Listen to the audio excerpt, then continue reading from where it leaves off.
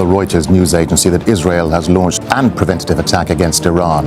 We begin tonight with breaking news. We're just now learning that Israel has launched a daytime attack on Iran's capital, with a cloud of smoke rising from the city's downtown.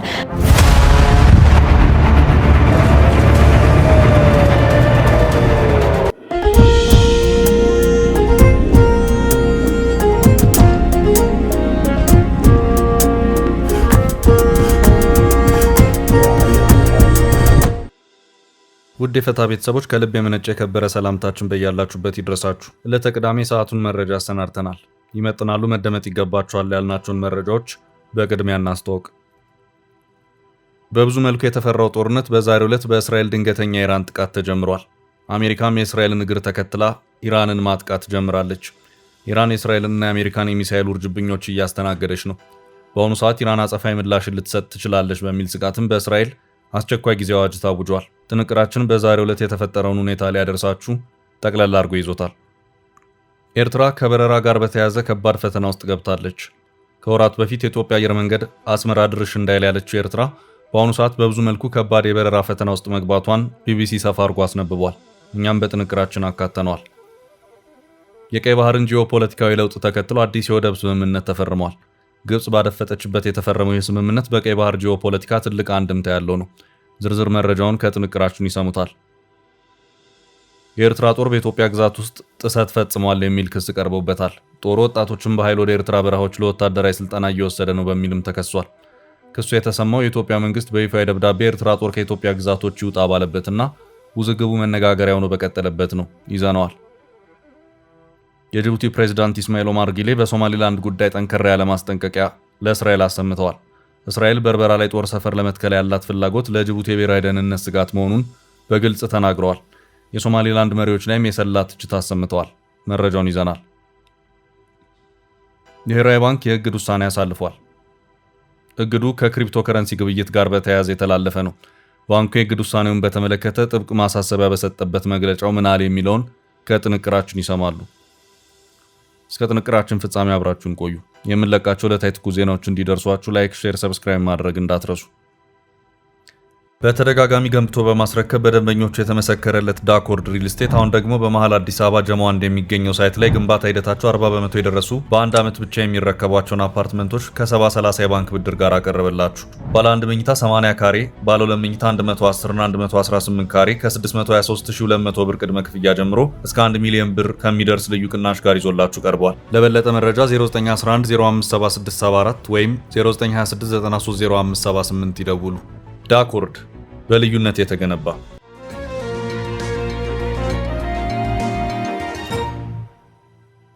ጦርነቱ ተጀመረ። አሜሪካ በኢራን ላይ ጥቃት ልትከፍት ትችላለች የሚለው ስጋት የመጨረሻው ጫፍ ላይ በደረሰበት በዚህ ሰዓት ጥቃቱን እስራኤል ቀድማ ጀምረዋለች።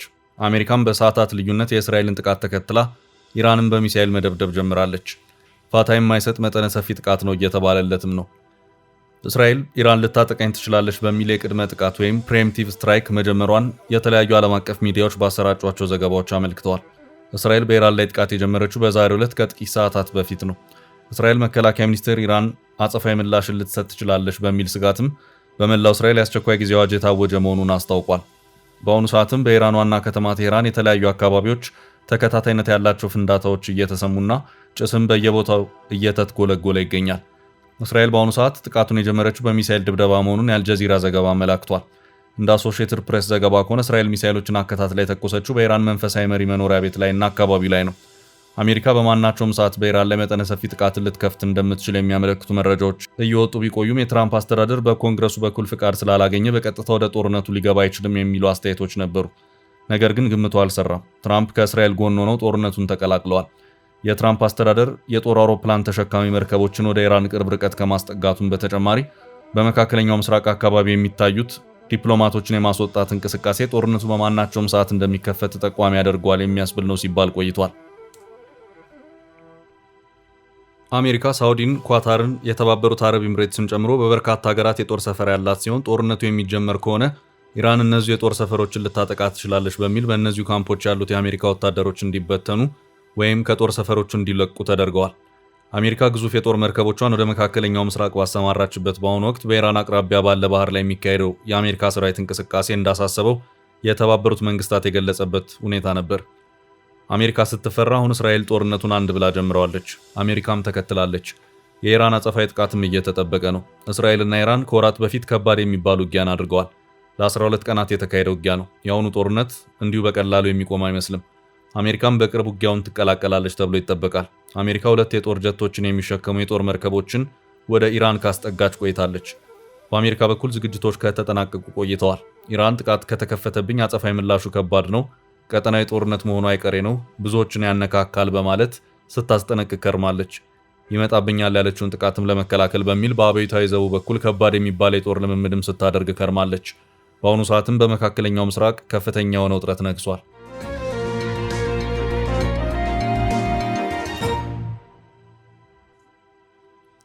ወደ ቀጣይ መረጃ አለፍን። የኤርትራ ጦር የድንበሩ ጥሰት። የኤርትራ ጦር በኢትዮጵያ ግዛት ውስጥ ጥሰት ፈጽሟል የሚል ክስ ቀርቦበታል። ጦር ወጣቶችን በኃይል ወደ ኤርትራ በረሃዎች ለወታደራዊ ስልጠና እየወሰደ ነው በሚልም ተከሷል። ክሱ የተሰማው የኢትዮጵያ መንግስት በይፋ ደብዳቤ ኤርትራ ጦር ከኢትዮጵያ ግዛቶች ይውጣ ባለበትና ውዝግቡ መነጋገሪያ ሆኖ በቀጠለበት ነው። ይህን ክስ ያቀረበው በቀድሞ የትግራይ ክልል ጊዜያዊ አስተዳደር ፕሬዝዳንትና የጠቅላይ ሚኒስትሩ የምስራቅ አፍሪካ ጉዳዮች አማካሪ ጌታቸው ረዳ የሚመራው ስምረት ፓርቲ ነው። የዴሞክራሲ ስምረት ትግራይ ፓርቲ በትግራይ ክልል የሚገኙ ወጣቶች የኤርትራን ጦር በመፍራት ቀያቸውን ጥለው እየተሰደዱ መሆኑን መግለጹን አሃዱ በዘገባው አመልክቷል። ወጣቶች የኤርትራን ጦር ድርጊት በመፍራት ወደ አጎራባች ክልሎች ሳዑዲ አረቢያና ሊቢያ በስፋት እየተሰደዱ ይገኛሉ ያለው ፓርቲው የኤርትራ ጦር በክልሉ 5 ቦታዎች ላይ ከነሙሉ ትጥቁ እንደሚገኝ ገልጿል። በህወሓትና በኤርትራ መንግስት መካከል የህዝብ ለህዝብ ግንኙነት በሚል የተጀመረውና ጽምዶ ተብሎ የሚጠራው ግንኙነት የክልሉን ወጣቶች ለከፍተኛ ስጋት ዳርጓል ያለው ስምረት ጉዳዩን አሳሳቢ ነው ሲል አመልክቷል። የፓርቲው ምክር ቤት አባልና የሚዲያና ኮሚኒኬሽን ዘርፍ ምክትል ሰብሳቢ አቶ ጣዕመ አራዶም ከዘገባው ጋር ባደረጉት ቆይታ አሁን ላይ በትግራይ ከተሞች የሚታየው ድባብ የኤርትራ ከተሞችን እየመሰለ መሆኑን ገልጸዋል።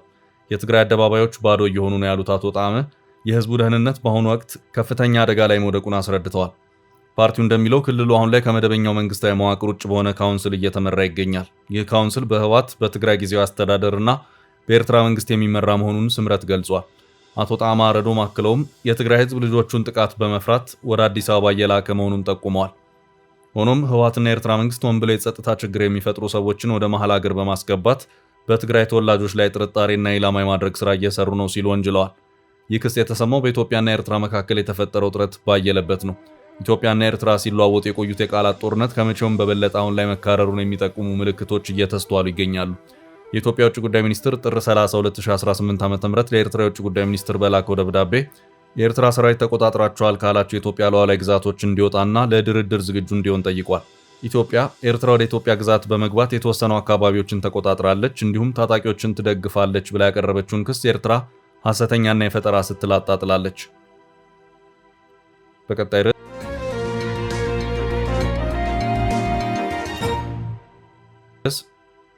ኤርትራ የበረራ ፈተና ገጠማት። በኤርትራ ከባድ የሆነ የመንገደኞች አውሮፕላን ጉዞ ፈተና ገጥሟል። ወደ አስመራ መጓዝም ሆነ ከአስመራ ወደ ሌሎች ሀገራት በረራን ማድረግ ለኤርትራውያን እንደዚሁም ለሌሎች ሀገራት ዜጎች ተጓዦች እጅግ ፈታኝ መሆኑን የቢቢሲ ዘገባ አመልክቷል። ቢቢሲ ከኤርትራ የአየር በረራ ጋር በተያያዘ በሰራው ሰፋ ያለ ዘገባ ችግሩ የተፈጠረው በአንድ መልኩ ኤርትራ ይህ ነው ሊባል የሚችል የአየር መንገድ ተቋም የሌላት በመሆኑ ሲሆን፣ በሌላ አቅጣጫ ደግሞ ዓለማትን የሚያገናኙት ወሳኝ የተባሉት አየር መንገዶች ወደ ኤርትራ የሚበሩበት ሁኔታ ባለመኖሩ ነው። ከአውሮፓም ሆነ ከአሜሪካ ወይም ከአፍሪካ ሀገራት ወደ አስመራ የሚደረጉ ቀጥተኛ በረራዎች የሉ።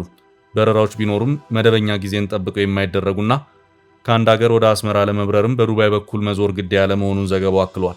አንድ ሰው ከኤርትራ ቅርብ ሀገራት ወደ ሆኑት ወደ ኬንያና ኡጋንዳ ሳይቀር በቀጥታ መብረር አይችልም። በአየር ወደ ኤርትራም ለመጓዝ ሆነ ከኤርትራ ወደ ሌሎች ቅርብ ሀገራት ሳይቀር ለመጓዝ ዙሪያ ጥምጥም መሄድ ግድ ይላል። በዚህ ምክንያት ተጓዦች በቀጥታ ወደሚፈልጉት ሀገር ከመጓዝ ይልቅ በአሁኑ ጊዜ በካይሮ፣ ዱባይና ኢስታንቡል በኩል ለመጓዝ ተገደዋል። ዘገባው በአፍሪካ በርካታ ሀገራትን በበረራቸው የሚያገናኙት የኢትዮጵያ አየር መንገድ፣ የደቡብ አፍሪካ አየር መንገድና የግብፅ አየር መንገዶች ወደ ኤርትራ ለመብረራቸው ከኤርትራም ወደ ኤርትራም የሚደረጉትን ጉዞዎች ፈታኝ አድርጓቸዋል ብለዋል። ከኢትዮጵያ አየር መንገድ ውጭ አንዳንዶቹ ወደ አስመራ በረራን ቢያካሂዱም የኤርትራው ገበያ ብዙም አዋጭ ሆኖ ስላላገኙት በመደበኛ የበረራ ፕሮግራማቸው ውስጥ አካተው አይዙትም። ከተወሳሰቡ የአቪዬሽን ሕጎች በተጨማሪ ኤርትራ ለሌሎች ሀገሮች በቂ ገበያ የላትም በሚልም እንደ ኬንያ አየር መንገድ ያሉ ኩባንያዎች ገበያውን ለመጠቀምና ቀጥታ በረራዎችን ለማመቻቸት ሙከራ ቢያደርጉም ውጤትን እንዳላገኙበትም ዘገባው አክሏል። በአሁኑ ሰዓት ከኤርትራ ተነስቶ የ2 ሰዓት በረራ ብቻ የሚያስፈልጋቸው መዳረሻዎች በቀጥታ በረራ ስለማይደረግባቸው እስከ 10 ሰዓት በመውሰድ ተሳፋሪን ለከፍተኛ ወጪ እንደሚዳርጉም ይኸው የቢቢሲ ዘገባ አመላክቷል። እንደ ማሳያም ከአስመራ ኡጋንዳ ካምፓላ የ2 ሰዓት በረራ ቢሆንም ይሁንና በሁለቱ ሀገራት መካከል የቀጥታ በረራ ባለመኖሩ አንድ ከአስመራ ኡጋንዳ መጓዝ ለሚፈልግ ሰው በዱባይ በኩል ዞሮ ካምፓላ የሚገባ መሆኑን አመላክቷል። ይህም የበረራ ትራንዚት ማድረግን ጨምሮ ተሳፋሪዎችን ለተጨማሪ ወጪ እንደሚዳርግም ዘገባው አክሏል። ወደ ኤርትራ የሚደረጉ በረራዎች ውድ በመሆናቸውና የተወሳሰበ የጉዞ መስመሮችን መከተል ግድ የሚል በመሆኑ ወደ ሀገሪቱ የሚደረጉ የውጭ ሀገራት ዜጎችና የኤርትራውያን ዲያስፖራዎች ጉዞ እጅግ ውስን መሆኑን ያመለከተው ቢቢሲ ከበረራ ጋር በተያያዘ ኤርትራውን ያለችበት ቅርቃር የተፈጠረውም በ1990ዎቹ ኢትዮጵያና ኤርትራ በድንበር ይገባኛል ውዝግብ ውስጥ መግባታቸውን ተከትሎ ነው ሲል አስታውቋል። በኤርትራ ነጻነት የመጀመሪያዎቹ 8 ዓመታት ማለትም እንደ አውሮፓውያን አቆጣጠር ከ1991 እስከ 1998 የአስመራ አየር ማረፊያ በአፍሪካ ቀንድ ክልል ውስጥ ካሉት እጅግ ደማቅ አየር ማረፊያዎች አንዱ ነበር ያለው ቢቢሲ በዚያን ጊዜ ከመላው ዓለም የተሰደዱ ኤርትራውያን ወደ ሀገራቸው መጉረፍ ጀመሩ። ብዙ የውጭ ዲፕሎማቶች ከ30 ዓመታት የትጥቅ ትግል በኋላ ነጻነትን ወደ ተቀዳጀችው ሀገር ተጉዘዋል። በወቅቱ ሉፍታንዛ ወደ ኤርትራ፣ ኢትዮጵያ፣ ግብጽና ሱዳን፣ የመንና ሳውዲ አረቢያ፣ ቱርክና ጣሊያን መደበኛ በረራዎችን ያካሄዱ ነበር። ነገር ግን የኢትዮ ኤርትራ የድንበር ጦርነት በ1998 እስከ 2000 ሲፈነዳ ጉጉቱ ቀነሰ። የዓመታት የሰላም ጦርነት አልባ ወቅት ወደ ፖለቲካዊና ኢኮኖሚያዊ መገለል ሲመራ አየር መንገዶች ከኤርትራ ሲርቁ ዘርፉ ተጎድቷል ሲልም አክሎ አመልክቷል።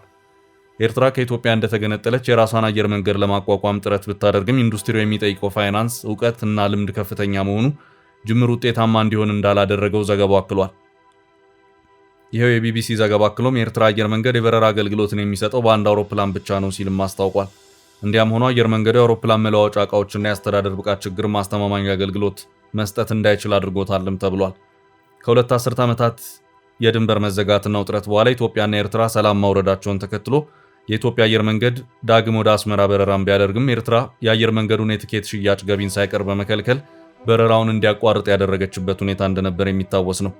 የኢትዮጵያ አየር መንገድ ዳግም ወደ አስመራ በረራን መጀመሩ የቆየውን የኤርትራ የበረራ ፈተና ቀርፎት ነበር።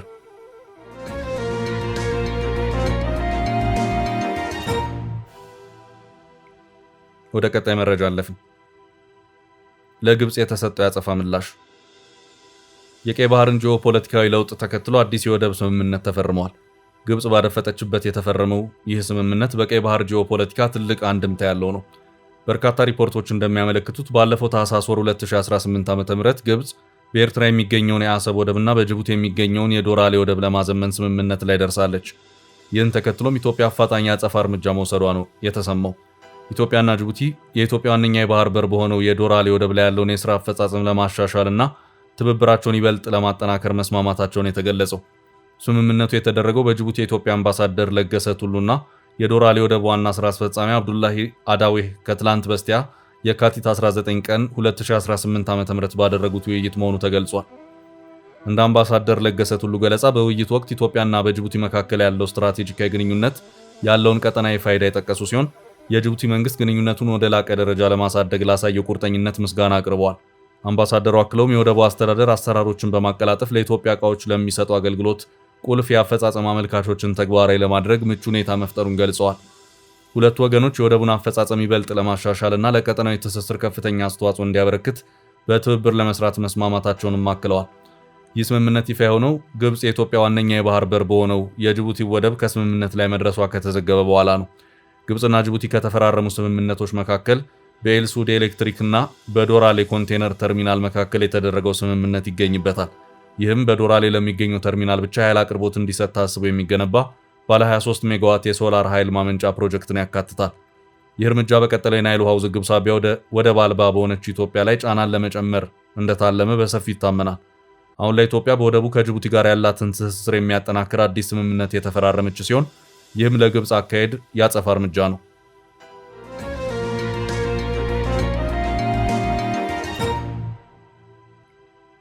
በቀጣይ መረጃ ጅቡቲ ለእስራኤል የሰደደችው ማስጠንቀቂያ። የጅቡቲ ፕሬዝዳንት ኢስማኤል ኦማር ጌሌ በሶማሊላንድ ጉዳይ ጠንከር ያለ ማስጠንቀቂያ ሰጥተዋል። እስራኤል በርበራ ላይ ጦር ሰፈር ለመትከል ያላት ፍላጎት ለጅቡቲ የብሔራዊ ደህንነት ስጋት መሆኑን በግልጽ ተናግረዋል። ፕሬዝዳንቱ ከአንድ ሚዲያ ጋር ባደረጉት ቃለ መጠይቅ እስራኤል በአፍሪካ ቀንድ ተጽዕኖ ለመፍጠር ለዘመናት እውቅና ስትፈልግ በኖረችው ሶማሊላንድን መጠቀሚያ አድርጋታለች ብለዋል። ሀርጌሳ ላይ ያለው አመራር ለእውቅና ካለው ጥብቅ ፍላጎት አንጻር ቀጠናውን የሚያተራምስ ስምምነት ከእስራኤል ጋር ሊያደርግ ይችላል ሲሉም ስጋታቸውን ገልጸዋል። ትልቁ ስጋት ግን የእስራኤል ጦር ወደ በርበራ መምጣት መሆኑን አብራርተዋል። ከእስራኤል ጀርባ ዋነኛ ኃይል ኢምሬት መሆኗን የገለጹት ኦማር ጊሌ ኢምሬት በአፍሪካ ቀንድ ያሉትን ቀጠናዊ ግጭቶችና ውጥረቶች የሚያባብስ ድርጊት እየፈጸመች ነው ሲሉም ከሰዋል። ኢምሬትን በየመን፣ ሱዳን፣ ሶማሊያ፣ ቻድ እና ሊቢያ ያላትን የግጭት ሚናዎችም አንስተዋል። እስራኤል በኢምሬት ታቅፋ ወደ ቀጠናው መጥታለች ሲሉ ነው የገለጹት። ጅቡቲ ራሷን ከኢምሬት ተጽዕኖ ያራቀች ሀገር መሆኗን ገልጸዋል። ጅቡቲ ከሳውዲ ጋር የጠበቀ ግንኙነት እንዳላትም ገልጸዋል። ከእንግሊዝ ሚዲያ ጋር ንግግር ያደረጉት ፕሬዝዳንቱ ጅቡቲ ለእንግሊዝ ጦር የወታደራዊ ጦር ሰፈር መስጠቷን ትቀጥላለች ብለዋል። የጅቡቲ ሚና ዓለም አቀፉን የውሃ መስመር መጠበቅ ነው ሲሉም ተሰምተዋል። ፕሬዝዳንቱ ከአዲሱ የሶማሊላንድ አመራር ጋር ግልጽ የሆነ ልዩነትና ቅራኔ ውስጥ መግባታቸውን አልሸሸጉም። የሶማሊላንዱን ፕሬዝዳንት ኢሮን እጅግ ቀዝቃዛ ሲሉ ነው የገለጿቸው። መንግስታቸው ከሶማሊላንድ ጋር ለመነጋገር ያደረገውን በርካታ ጥረቶች ሶማሊላንድ ሳትቀበል መቅረቷን ገልጸዋል። በጅቡቲና ሶማሊላንድ መካከል በየብስ በድንበር ግንኙነቱ ክፍት መሆኑን ጠቅሰው በአየር የሚደረገው ግንኙነት ግን በረራዎች መሰረዛቸውን አስረድተዋል። ፕሬዝዳንቱ የሶማሊላንድ መሪዎች ላለፉት 34 ዓመታት በምንም ወጪና ኪሳራ ቢሆን እውቅና ለማግኘት ሲሰሩ ነበር ብለዋል። ይህ ድርጊት የሶማሊያን አንድነትና የአፍሪካ ህብረት መሪዎችን እንዲሁም ዓለም አቀፍ ህጎችን የሚጥስ ነው ብለዋል። ጅቡቲ የእስራኤልን የሶማሊላንድ እውቅና በጽኑ ከሚቃወሙ ሀገራት መካከል ቀዳሚዋ ናት። ከእውቅናው በኋላ ጅቡቲ የሶማሊላንድ የግንኙነት ቢሮን የዘጋች እንዲሁም ዲፕሎማቶችን ከሀርጌሳ ያስወጣች ሲሆን ለሶማሊላንድ ባለስልጣናትና የንግድ ማህበረሰብ የምትሰጠውን ቪዛ በሺዎች ሰርዛለች።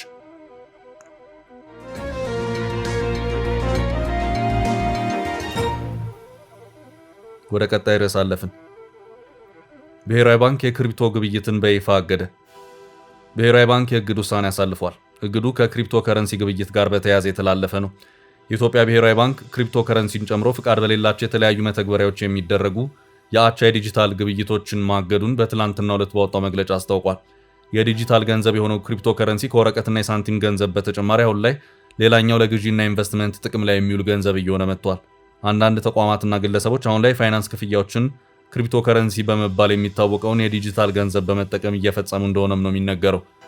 ክሪፕቶ ከረንሲ የማይታይ የማይጨበጥና አካል ገልጦ የማይከሰት ዋጋ ያለው የገንዘብ አይነት ሲሆን በድረገጽ አማካይነት ሰዎች ምንም ማዕከላዊ ባንክ ስራ ሳይኖር ልውውጥ የሚያደርጉበትና ለግብይት አገልግሎት የሚውል ነው። ክሪፕቶ እንደዚህ አይነት ክፍያዎችን በሚቀበሉ ተቋማት ውስጥ የዕለት ተዕለት ሸቀጦችን ለመግዛት ወይም የኢንቨስትመንት ለመክፈል ጥቅም ላይ የሚውል ነው። አሁን ላይ ከ20 ሺህ በላይ የምናባዊ ገንዘብ አይነቶች ያሉ ሲሆን በምንዛሬ ደረጃ ቁንጮ ላይ የሚቀመጠው ቢትኮይን የሚባለው የክሪፕቶ ከረንሲ ነው። የኢትዮጵያ ብሔራዊ ባንክ በትላንትናው ዕለት ይፋ ባደረገው መግለጫው በተዘረጉ የቁጥጥር ማዕቀፎች መሰረት በተደረገ ክትትል ግለሰቦች ከባንኩ ፍቃድ በሌላቸው የተለያዩ መተግበሪያዎች ግብይቶችን እየፈጸሙ እንደሆኑ ገልጿል። በዓለም አቀፍ ደረጃ የዲጂታል ግብይት ፍላጎት እየጨመረ በመጣበት በዚህ ወቅት ጥንቃቄ ማድረግ እንደሚገባ ባንኩ አስታውቆ ግለሰቦች ግብይት በሚፈጽሙበት ወቅት በትክክለኛ መረጃ ላይ ተመስርተው ሊሆን እንደሚገባ አሳስቧል። በተለይም የዲጂታል ግብይቶች የገበያ ተለዋዋጭነትን፣ የውጭ ምንዛሬ ዋጋ ማሳሳትን፣ የሳይበር ወንጀልን፣ የግብይት ግልጸኝነት ችግሮችን የሚያስከትሉ እንዲሁም የህገ ወጥ የገንዘብ ዝውውርና የፋይናንስ ሽብርተኝነት ክልከላ ማዕቀፍ የሌላቸው መሆኑን አስታውቋል። ባንኩ ዲጂታል የግብይት ቴክኖሎጂዎች ደህንነታቸው እንዲጠበቅ የሚያስችል አጠቃላይ ቁጥጥር ማዕቀፍ በመዘርጋት እየሰራ መሆኑን በመግለጫው ጠቁሟል። የግብይት ቁጥጥር ማዕቀፍ ይፋ እስከሚሆን ድረስ ክሪፕቶ ከረንሲን ጨምሮ ፍቃድ በሌላቸው የተለያዩ መተግበሪያዎች የሚደረጉ የአቻ ዲጂታል ግብይቶች የተከለከሉ መሆኑን ባንኩ በመግለጫው አስታውቋል። ውድ ቤተሰቦቻችን ለዛሬ ያዝንላችሁን ርዕሰ ጉዳዮች እዚህ ላይ ቋጨን። ላይክ፣ ሼር እና ኮሜንት በማድረግ ለቻናላችን ድጋፋችሁን መግለጽ